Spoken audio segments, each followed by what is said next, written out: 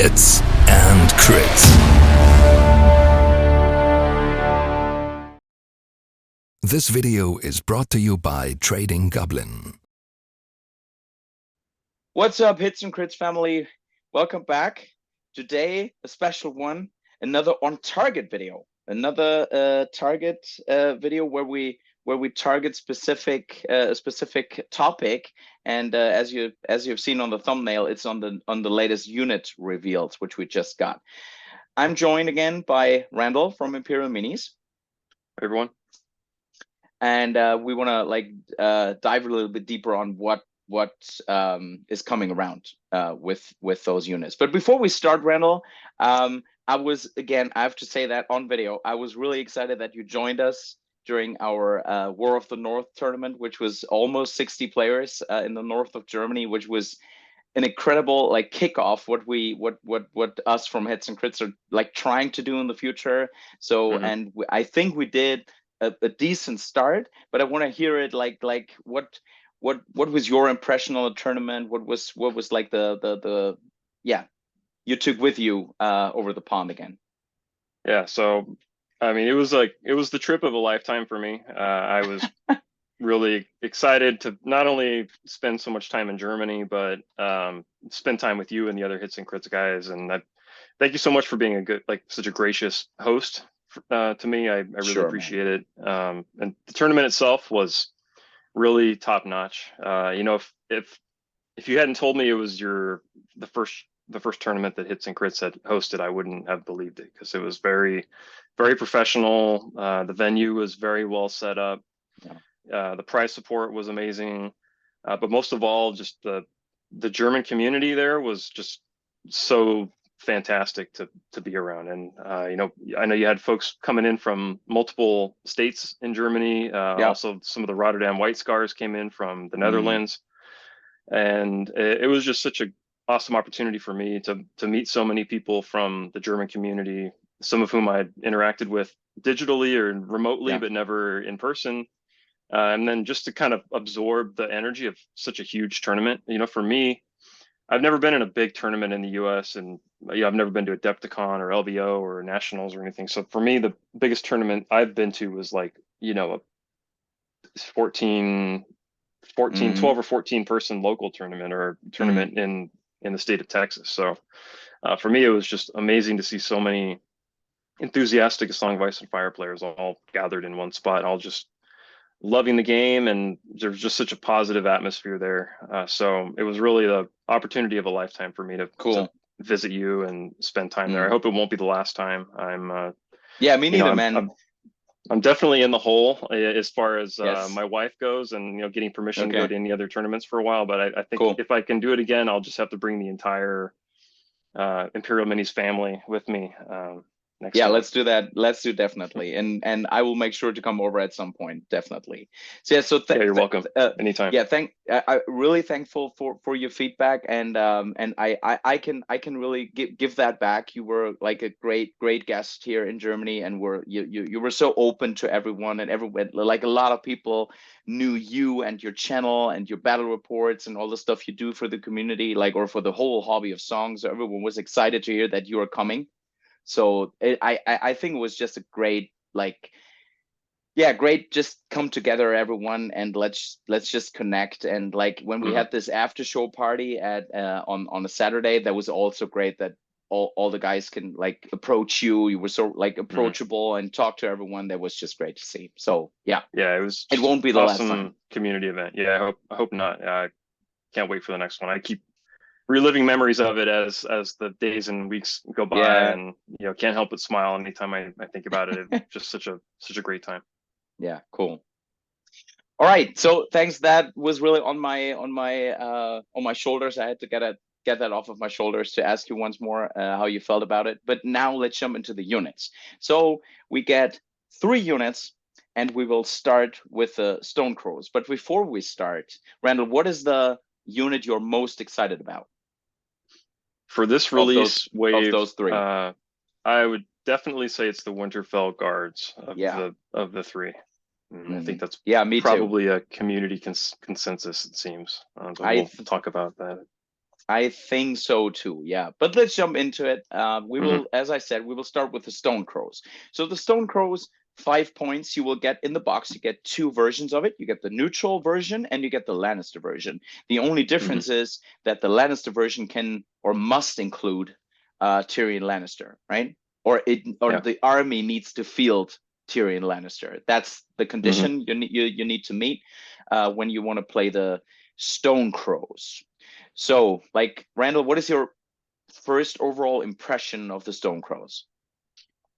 So my first impression of them, I'm looking at them as a neutral unit because I'm not a Lannister player, so I have more of a feel for their spot in a neutral army. And the 5 point cost infantry kind of bracket is pretty crowded in neutrals. So you really have to ask, well, what do these guys bring that we don't already have? And to me, the answer is really not much. Not much, yeah. You know, they're 5 points, so they're sharing a spot with the Cutthroats, with the Stormcrow Mercs, and with the Lysine Sellswords. And I really don't see what they bring that these other 3 units don't already have.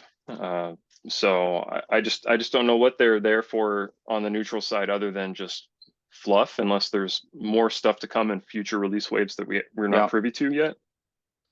So on the neutral side, I'm just not really seeing much of a use for them because there's, you know, we already have Bolton Cutthroats that are great offensive infantry at 5 points. We have Stormcrow Mercs that are just a really flexible, semi-defensive, more defensive now that their morale has gone up, unit that brings adaptive, which is super valuable.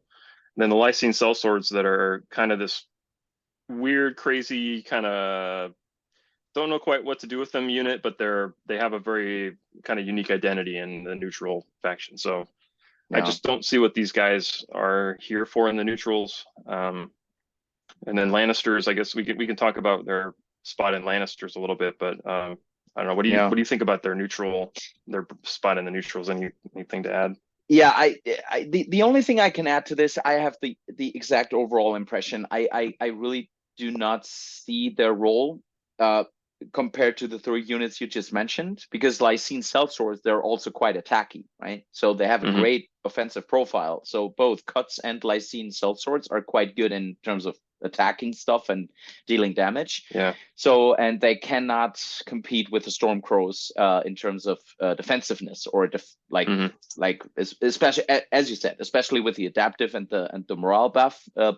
So it's quite tough spot. But so overall, I think it's a little bit of a missed opportunity to not include something on the back of the card where you find the Tyrion thing in the Lannisters. On the Lannister side, there could be something like you get certain attachment for free, or you get or maybe adaptive, right? Another adaptive, but still then you still have this thing with Stormcrows, right? It's tough. I just feel there is a little bit of missed opportunity for the neutral side. There should be a difference between the Lannister one and the neutral one. I know that can be tough in terms of like balancing out the game, but still, I think there should those guys need something more to be valid, right? To be a like liable choice, they need something more. But I think, and you just mentioned it, I think there will be some stuff in the future that will make them interesting. I'm pretty sure there will be something, because as they are right now, it's not really a thing. And then them having disorganized, I think, is going to put a lot of people off, because everyone in this game, from beginners to pros, have had terrible experiences with bad panic test rolls. So when you see a unit that has like a basically like a self-destruct button on it for panic wounds, they take +1 wound from panic. It's going to make a lot of people nervous. Yeah, they're 7+ and they take +1 wound. And there's so many things in this game that add wounds on top. So you're engaged with an intimidating presence unit, and you take a wound. You fail a panic test, that's +2 wounds, and there's other stuff that adds more panic wounds. So I just think it's going to make a lot of people a little hesitant to use them. I think so too. I don't know. Yeah. So let's jump to the Lannister side. So Lannister, Mhm. the Lannister side, the Stonecrows are a little bit different, I feel.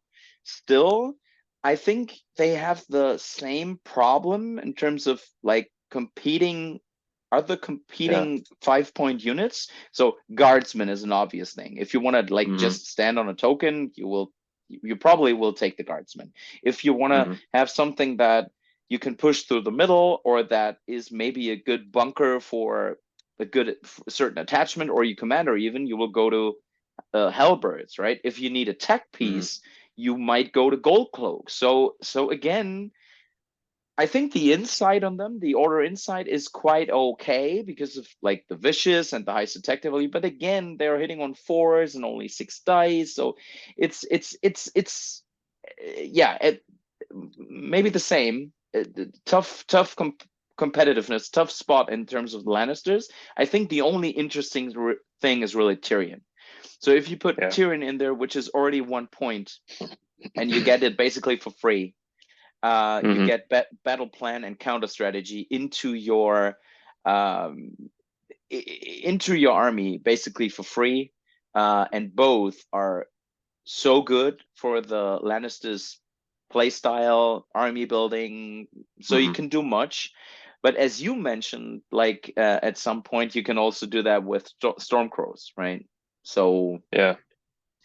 Same cost for Stormcrows, yeah, and it counts so against your neutral limit in that case. But I don't think Lannisters are taking quite as much. They're not as often, I don't think, taking a neutral combat unit like they were in season 3 with the Golden Company swords. So they may not mind just taking the Stormcrow mercs for yeah, the discount. yeah. Mhm. And then I know I've seen Tyrion a lot of times in Guardsmen or Halberdiers. It's a point more, those will be 6-point units, but then those are units you don't really want to attack. Guardsmen you Yeah. don't want to attack because you don't want Lannister supremacy. Supremacy, And yeah. Guardsmen are tanky. Set for charge. And yeah, Halberdiers have set for charge, and they have Sundering. So once you attack them, you're going to be taking some wounds back. But these Stormcrow or Stonecrows, they're not tanky at all, and they No. almost want you to. They're almost begging to be attacked because they take more panic wounds. So yeah, they're just. It's kind of a strange bunker to put Tyrion in because they want to attack because they have insight, but they can't take a whole lot of abuse. So I don't know. It's kind of a weird unit. Yeah, that's true. I think the unit is supposed to rely pretty badly on this healing effect, on like activating heal 1 wound plus 1 wound for each of his destroyed ranks. So heal 3 back. But the profile is still that bad that if engaged right, that won't help. That it won't help because it's just once per round you might heal 1 to 2 to 3 wounds. That won't help you if engaged with the right opponent. So, and as you said, they're actually trying to go forward and attack, but if they do, they're pretty much, I would say in most lists they're toast pretty right away, because yeah, they especially through the disorganized, if they get a flank charge, or if they get something with vicious, or if or intimidating presence you just mentioned, it's also tough. Again, I think sorry, you in this you want to have Tyrion in there because it's fluffy, it's like the thing that you should do, but then you can but then you have to keep them back, like in your second line of combat, which is not good for them. And yeah, so again, it's like on the neutral side a little bit different, but it's fluffy as hell, and I like it. I like the models, I like the sculpts, but I don't see competitive play for them at least for now. Yeah, I like the sculpts. Like you said, like the fluff. Yeah, I would love to see Tyrion in them because yeah, we all love Tyrion in Stonecrows and the book.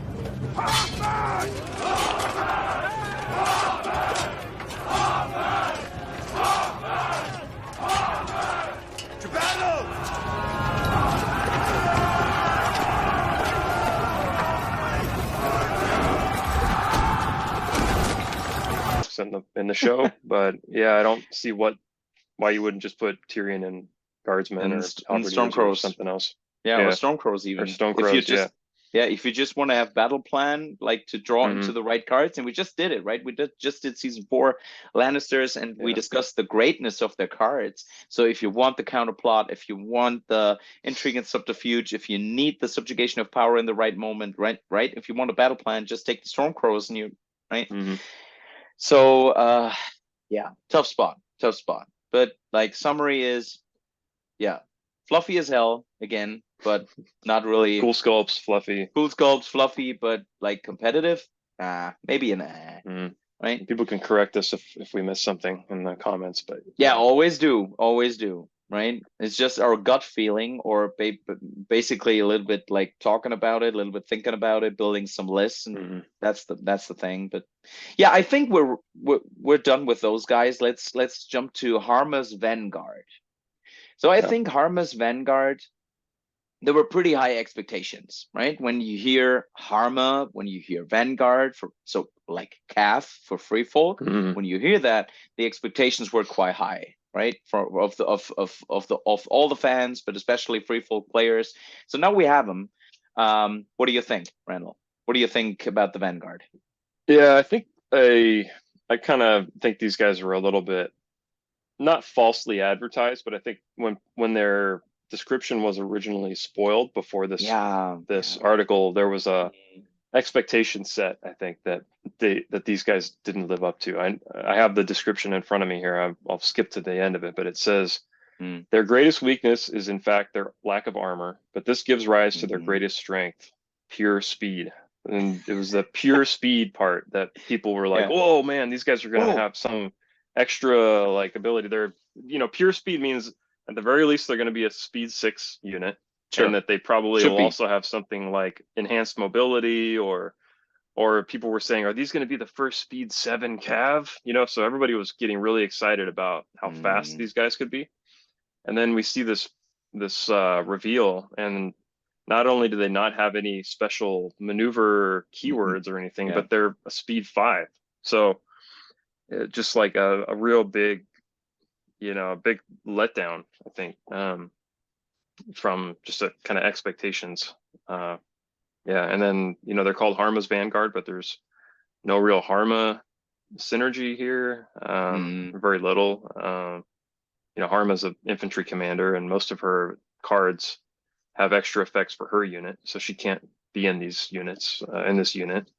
I don't know. Yeah, initial thoughts are disappointment, sadness for me. As I said, like generally a CAF unit for the free folk with their activation advantage is generally that's interesting, right? So even with the stats, so that's what I thought when I saw them. I definitely saw the 6 defense, right, which was quite question mark for me, because especially very poor, especially when you compare that to other CAF units in the game. I mean, most CAF or all CAF is more expensive, so 6 points, 7 points, or whatever. I see that, but still, like a 6 defense. I mean, those guys could have given a 5, right, and maybe a 6 morale. That would also be good. So those guys have the worst profile of all CAF units in the game, or is there any worse? Right? No. So they're all 5 up. 5 up defensive save is the worst, other than this unit, and then 7 plus is the worst morale for any cav. So they have they set a new record for having the worst armor for cav, and are tied for the worst morale, but they have no defensive tech at all. So if you take that order away from them, which we'll talk about the order, but when you take the order away from them, they're just a big gaggle, just a sad unit. Of terrible cavalry. And we're assuming they're 5 or 6 points. They're probably 5 points. They should be 5 points. I think it's pretty. I think it's pretty safe to say they're 5. If those guys are 6, you can just send them back, right? Send them back to CMON. So, but you mentioned it, the order, right? The order in general, again, is interesting because it has the potential with this start of any turn. You can shut off the ability of a certain unit. So what I see, what I am like pictured first or instantly was those guys are able to not block off, but they can basically counter a heavy calf charge somewhere. They're able to make a heavy calf charge or whatever charge. They have the ability to basically weaken that, right? They can take away lances. They can take away certain abilities that really hurt you. And even they could, like, when it's your turn, when you do it in your turn, you can basically make your unit, which is about to charge someone, a little bit not um, um, threatened by something like set for charge or stuff like that. So Yeah. the order in general, I think, is pretty hard to play. I think good players can do it. Like when players have a certain skill level in terms of positioning and how to play the units, I think they can make it work. But that brings me to my last thought about the Vanguard is, even if you can make it work in certain lists or they can or they can fit a certain tech role in your army, you still have the competition with the chariots. Because the chariot costs the same, and the chariot is such a mobile unit, which also has swift retreat, right? So they can charge in, they can block off a path if you hit them and not instantly kill them. They will just retreat, and Free Folk has the ability to heal that back quite good, and then they charge again with Sundering Wishes and all the stuff they do. So for the same points. And yeah, and final word on it is I think this 5-point calf unit might even be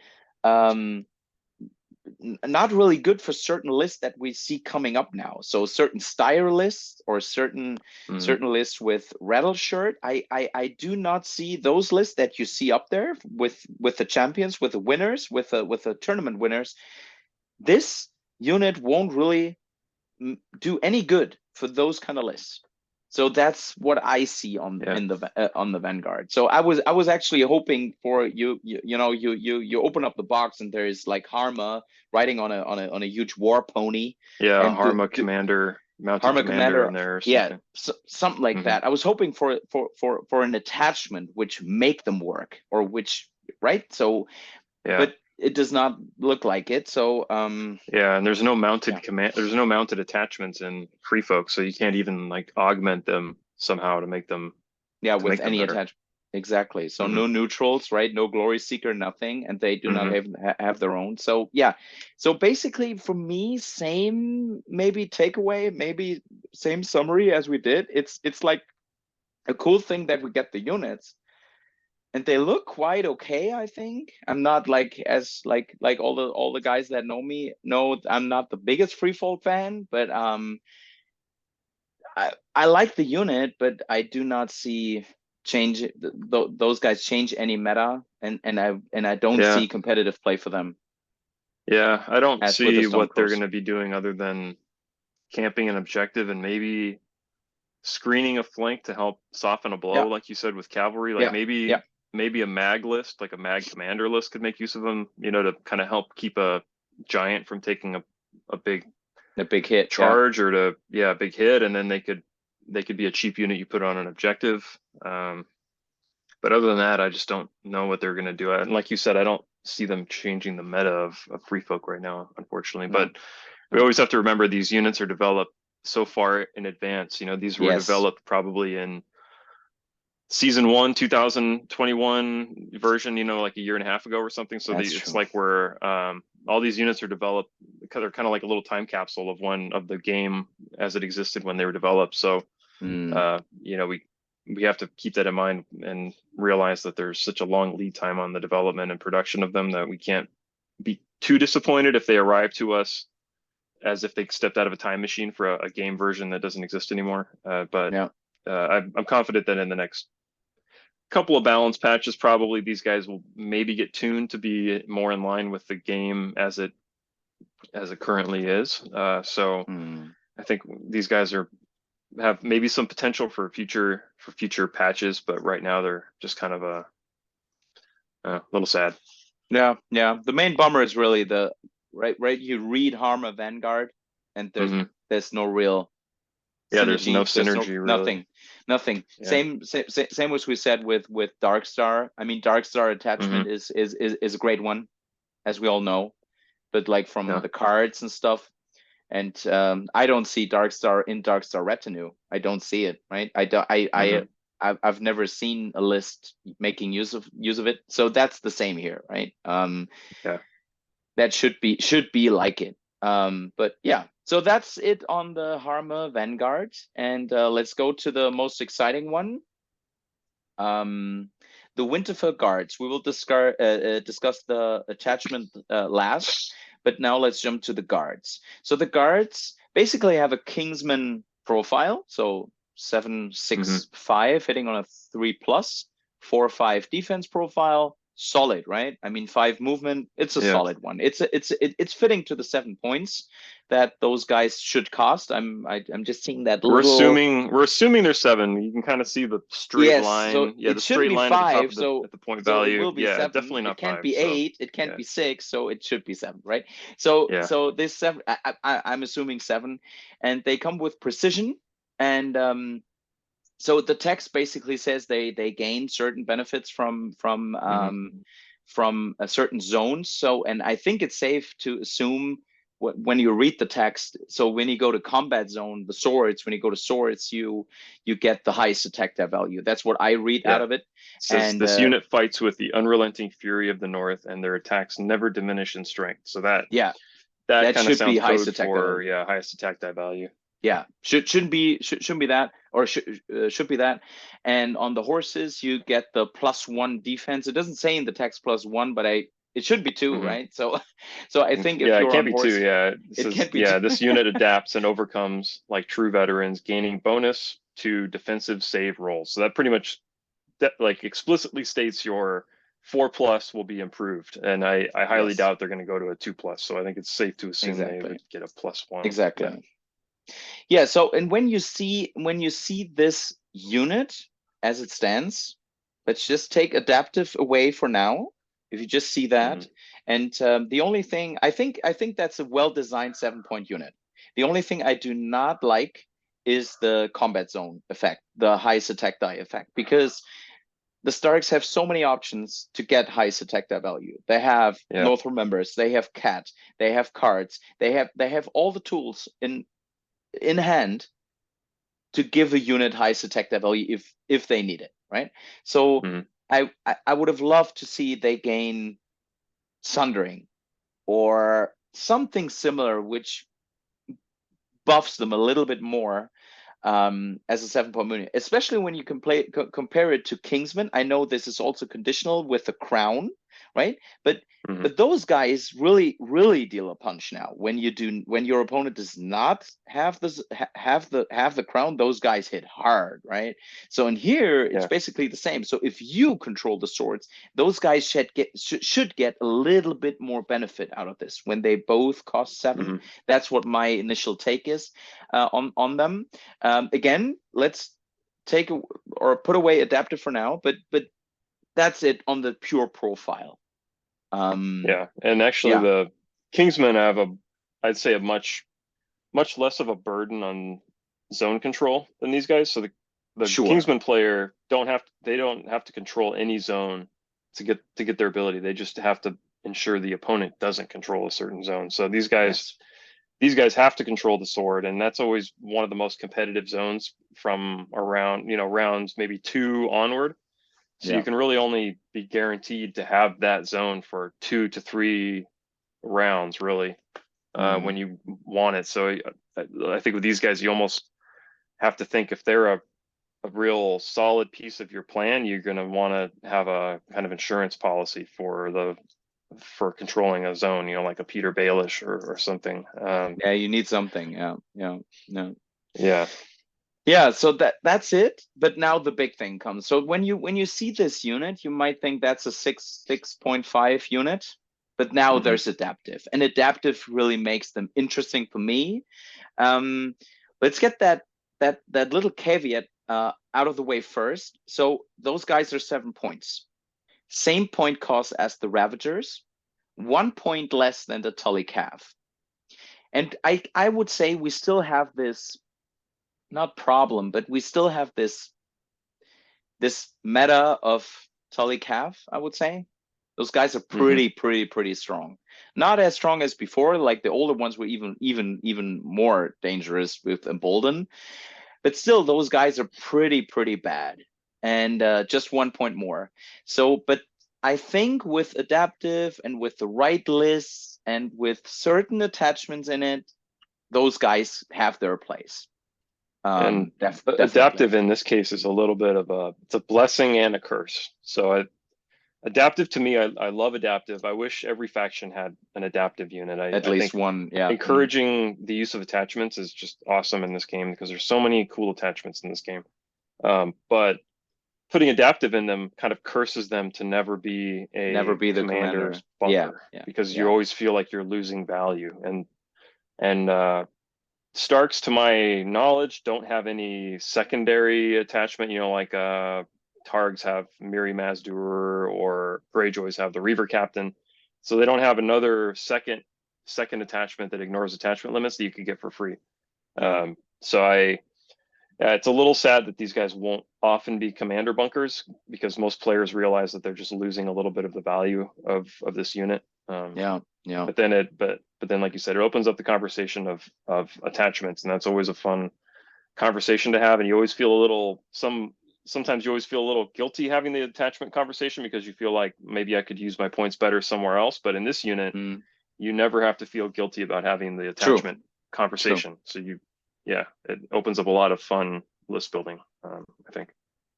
So which attachments do you think about right away? So for me, so when we were having our quick little powwow before this call, I just stumbled through some of the neutral attachments, and I thought maybe Brawn. You could throw Brawn in there to have a little bit more of a defensive insurance policy on these guys. So right now if you have the maneuver zone, you get presumably a +1 defense. You go to a 3. Brawn would give them loyalty through coin. So if you control the wealth zone, you get +1 armor. So presumably and you morale. could, if you and morale. Morale. So yeah, if let's say in a perfect world you somehow were able to get the wealth zone and the combat zone, these guys would be a 2+ armor and a 4+ morale. For morale, and yeah. And when you claim the bag, you could get a free attack with them. So I see Braun as he's kind of a meme pick, I think. Unless you're going to use these guys really defensively, and then you put Braun in them to kind of guarantee almost that you can at least boost up your defense one way or another. Yeah. So yeah, I don't know. I like Braun in them because I like crazy attachment combos, and it just sounds fun to me making a 2+ armor save, great sword wielding unit, and it sounds fun to me. It's maybe not the most meta pick, but I'm sticking with it. Yeah, I was thinking quite heavily on attachments, and I think there are some interesting ones within the Stark faction. There's obviously the Sworn Sword Captain with martial training. Martial training is always a good ability, right? No, and there's no overlap here. Almost it almost doesn't even matter in which unit. Martial training is always good. So that's a good one. It should be it is for free then, and you get the rerolls, you get the vulnerable. What can happen, right?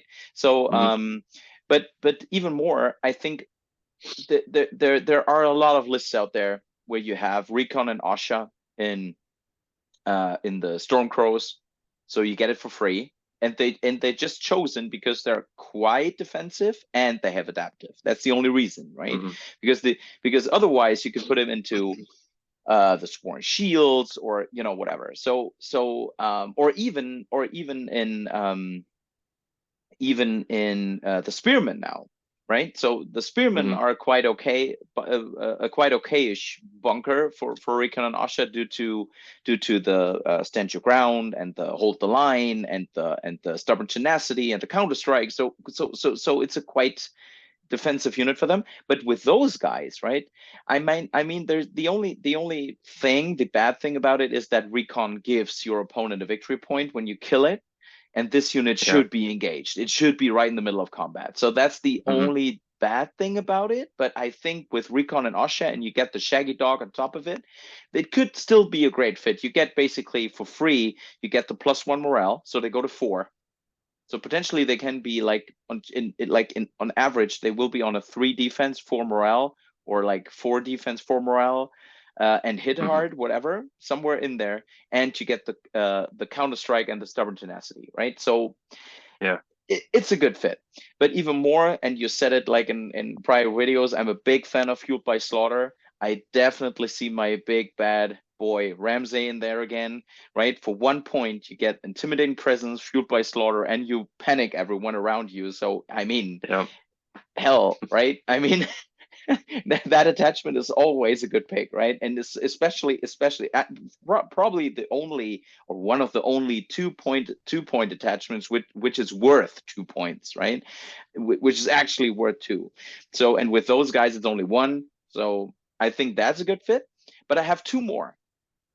I have Rickard Karstark, and I never seen a list with Rickard Karstark attachment. He's 2 points, and he gets the uncontrolled rage, or what is it? So where you basically fail the morale and you charge on a 6. Those guys get benefit from that because they just have a 5 movement, and they also get the crit blow and the sundering. So the whole thing will synergize if played right. But that's not the best attachment. I think the best one next to Ramsay is Brienne. Because Brienne for 2 points gives you stalwart, so those guys will go to a 3 morale, and you have the knightly vow, which basically you put those guys out somewhere where you need them. It would probably be somewhere in the middle. Then you choose a certain unit which should be dead quickly, right? Which is like threatening peace across the table. So you choose those. Then you have the rerolls on them, and if you have the swords, you have this double synergy, or this double effect of having the highest attack value and they get the +1 to hit. So those guys go to 2. So I think though all those attachments. So you guys out there, you get the point, right? I think this adaptive really makes those guys interesting. You can make it work. The only thing, like in big tournaments and competitive play, there's still this shadow of Tully Calf appearing in the background. But interesting unit, right? I really like it. And again, I like the models as always, almost as always. So I will definitely give him a try, especially with those attachments.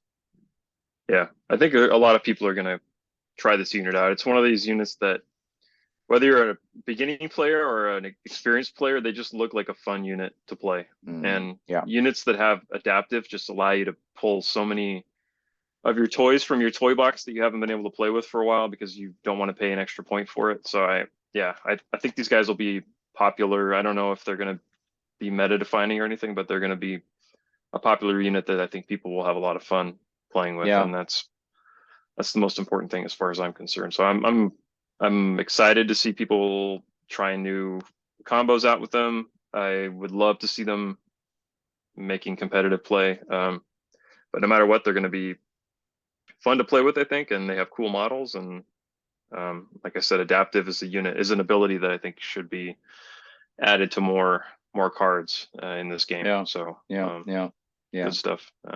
And we still have their attachment card to talk about too, I think. Yeah. Right. They're the Winterfell Champion. The Winterfell Champion.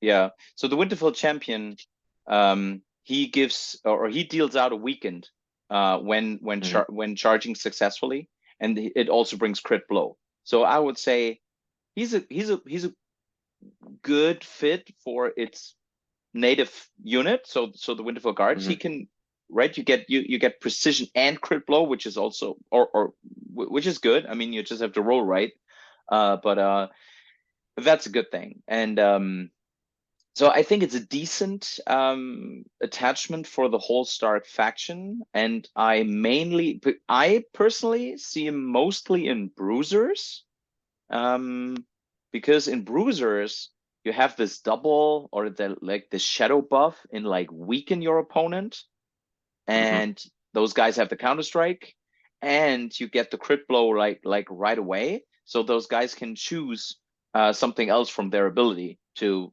use the rerolls if they roll a 1, or you get the precision, right? So yeah. Well, in bruisers now, yeah, bruisers lost, so they lost counter strike. Now they have disrupt. Yeah, exactly. They got the disrupt, right? Yeah, but I mean, if you put them in bruisers, still, you're still if you're weakening and you have disrupt, then those bruisers are probably not going to be taking very much damage from that unit. True. Yeah, and then like you said, yeah, they could get crit blow natively, but giving it to them in an attachment makes them able to take one of those other keywords, which is good. True. So what do you see? Where should they be put? I mean, I think it would be fun to throw them into the Cranog Bog Devils. The Bog Devils. Yeah, the Bog Devils. I mean, it makes them an 8-point unit, but I mean, I assume this is a 1-point attachment. I don't think we know. Do we know if it's a 2-point attachment? I think we're just assuming it's a 1-point attachment. I would say. I think it's safe to say it's 1. Yeah, it should. I think in the Bog Devils, he's interesting because you can charge them in, instantly weaken the opponent, and then when you attack the opponent, you give them the Cranog poison. So then 2 wounds. Now they've already got now next time they take an action, if they don't clear that token off right away, they're going to take 2 wounds when they perform an action. When they perform an action. Yeah, it's a little bit of a niche move, and it makes them an 8-point unit. And like we discussed before, this is a meta for Stark that seems to be heavily leaning on other kind of cab options for your 7-8-point offensive units, but it seems like a fun option. I like the fact that there's an alternative to Furious Charge now. Furious Charge, you charge and give a vulnerable token. Now there's an ability that allows you to charge and get a weakened token. Maybe it exists somewhere else in another ability in another faction, but I like the rewarding aggressive play through this ability. Yeah, true. Nothing to add there on the attachment. I was thinking about a fun list actually using both. I was thinking when I saw the guards and the attachment, I was thinking about Eddard commander in his honor guard, a Tully Cav right next to it. Then the guards, maybe with Winterfell Champion, but maybe even it really comes down to the NCUs, but he could be a good fit. So just for free, put crit blow and the weaken in there, or some of the attachments we just discussed, and unit of spearmen, and then like NCUs to your liking. It really depends on like 4-point ones, or maybe even buy into like more expensive ones. But the only really expensive ones I see in the Stark faction, at least right now, is Eddard. So since you have him as a commander, you won't use him as an NCU, and all the others. So it should, in the end, you will probably land with Kat, Arya, and maybe Sansa, or like Varys or whatever. But that could be a list that could perform quite well. So that's it. Randall, let's end this discussion with now we have the season 4 and those 3 units, and we know in the summertime there will be another patch which will take a little bit more, or will look into the commander side of things again, right? So we'll touch commanders. Is there anything you are expecting already? Is there anything like in the light of those units, or and I mean, we talked about it with the Harma Vanguard. That's something I think about right now. Is that will there be a change to maybe Harma in the free fall to make those guys work, maybe, or is you get the point? Yeah, I don't know. There's it feels like it's been a few release waves since we've had a like a heroes box or an attachment box.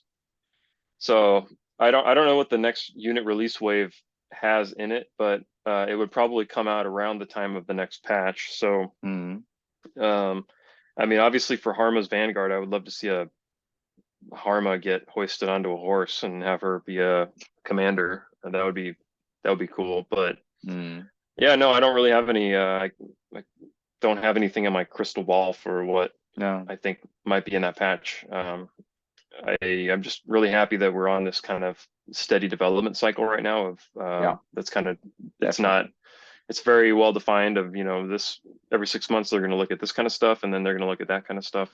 So like I said, with one of the units we talked about, even though some of these don't seem like they really live up to our expectations now, I'm confident that within another couple of patches they'll probably get touched in some way, or other stuff in the game will get tuned to make these, to kind of unlock some potential in some of these units. So I'm not too sad about them. You know, they're all really cool models, if nothing else. So at least once these things are more useful than they may be right now, we're going to feel great about putting them on the table. Yeah. And we see so good efforts and not only efforts, really good stuff coming from the developers in terms of the patches, and I'm really sure they will take a good look at how those units are played out and how they're used. So I'm pretty sure we will see some changes on the Stone Crows and the Harmas Vanguard over time. So again, I will definitely take a look at them and play them, use them, try to, you know, make my experiences with it. So so, and as always, guys, if you think any otherwise, if you say, you know, Stone Crows are the best unit in the game, us two, we just don't see it, just put it down in the comments below. Make sure to like and subscribe for the future season 4 reviews Randall and I will do on Imperial Minis or on Hits and Crits. And any final words from you, Randall? Anything? Nope. Just again, it was such an honor and privilege to join you in Hamburg for the tournament, and can't wait till we do it again sometime. Yeah, we're already planning. But no spoilers here. So, guys, it was a pleasure. And until we meet again, keep rolling those crits.